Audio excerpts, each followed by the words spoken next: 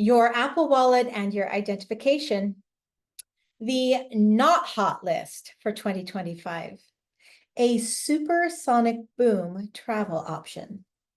What is your travel passion? Destructive weather in the Atlantic? We'll see. Passenger charged for bad behavior.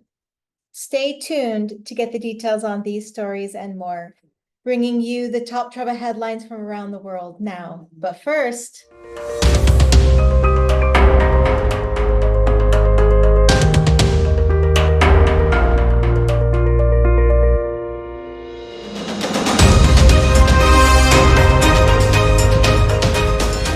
Travel News. I'm Kathleen, and this is your World Travel Information Channel, giving you the information to help you make informed decisions so your adventures are the safest and best they can be. We also share insights into new and innovative ways to travel around the world. Now, on to the first headline.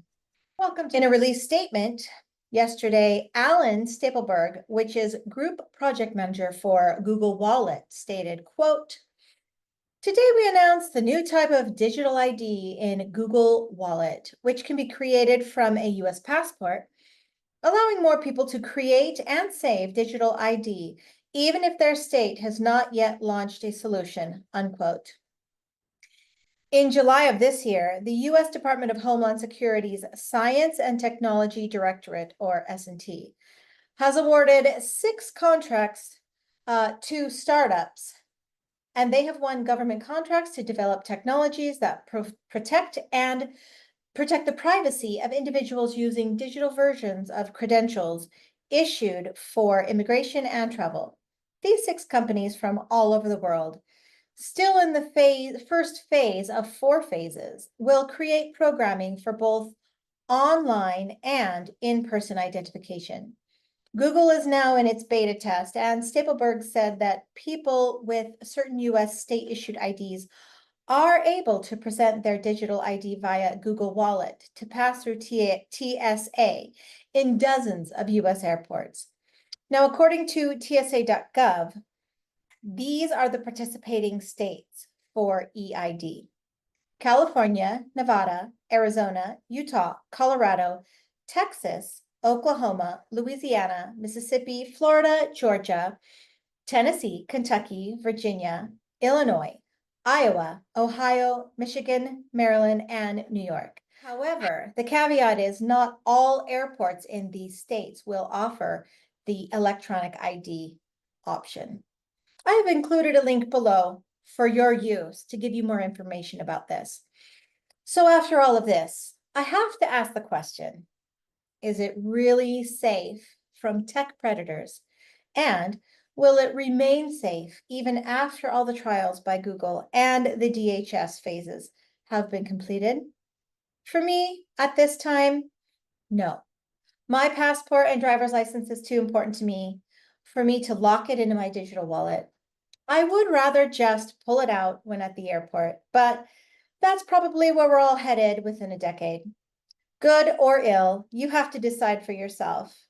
I'd love to hear your thoughts on this, though. Put a 1 below if you support the electronic ID movement, or a 2 if it makes you uncomfortable. Headline 2. Intrepid Traveler is following after my own heart. It has just released its annual not hot list of places worthy of travel in 2025. These off the beaten path and not must-see locations are a got to go on my list.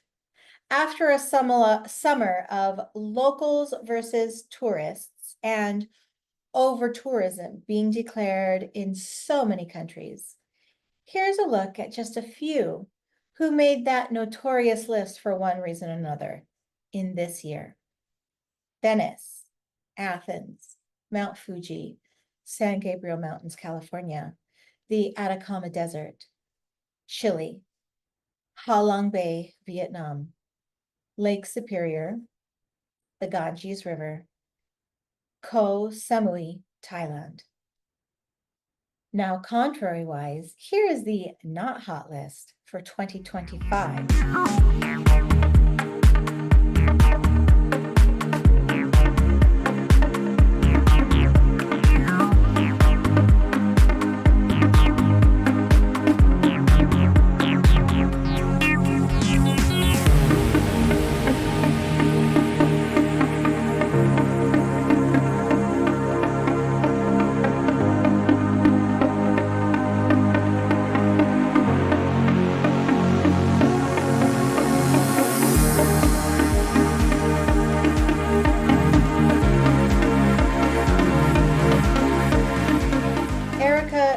Marquides, General Manager of Global Product for Intrepid Travel, quotes, "We recognize the reality of overtourism in some destinations and continuously evolve our trips to help disperse travelers to new and exciting places and provide opportunities to travel at different times of the year," unquote.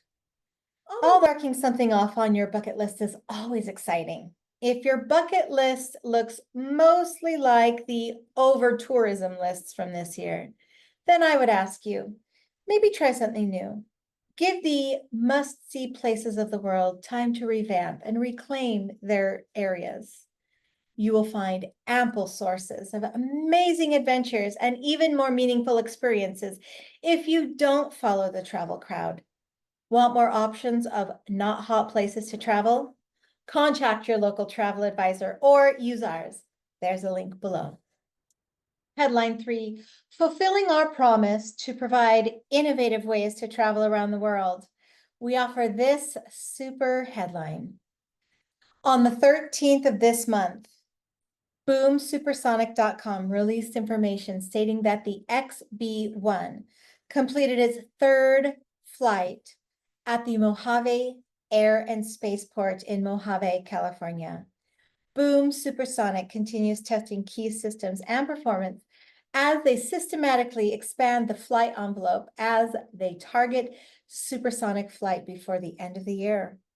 The XB-1 is setting the stage for Overture, Boom's supersonic airliner, 2 decades after Concorde's retirement. As this story develops and it gets closer and closer to allowing civilian travel to supersonic travel again, we at BTTravel will most certainly keep you up to date. All you have to do is make sure you're subscribed. And headline 4, turn your passion into your travel passion. Do you find peace in gardening? How about solo adventures? Or maybe you're a wine lover, or you consider yourself a foodie. Maybe it's history you love, or mythology you truly enjoy learning. Perhaps it's music that soothes your savage beast. Whatever it is, there is an adventure out there waiting for you to grab onto and go. Uniworld is offering you ample options, all in one luxurious package. Here are a few options for you to consider.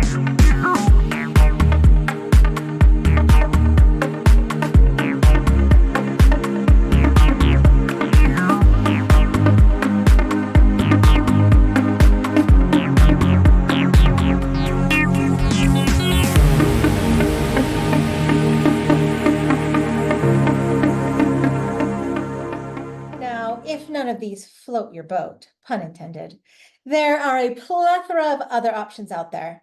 Contact your local travel advisor or use ours, the links below.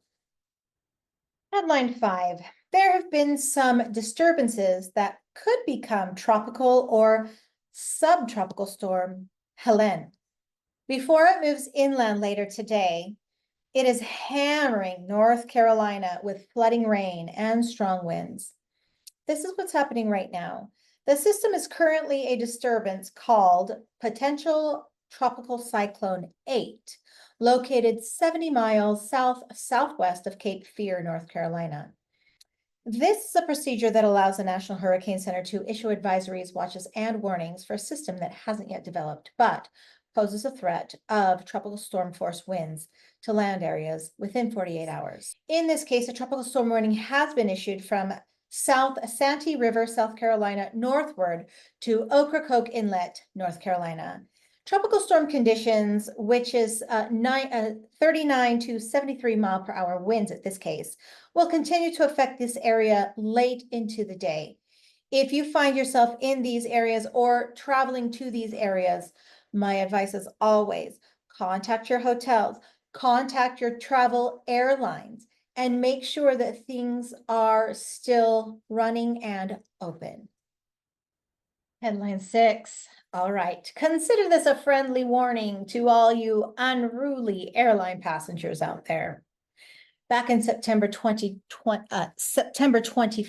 in 2023, A 32-year-old man from Western Australia was disruptive on a flight headed from Perth to Sydney.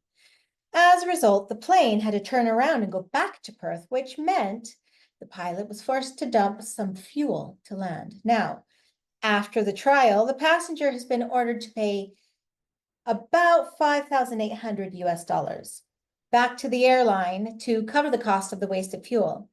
The Perth Magistrate Court also fined him $6,055, meaning that his mid-air misbehavior has a total price tag of 11,800 plus dollars. Although neither the man nor the airline was publicly named, nor was it specified exactly what he did to earn such a hefty penalty.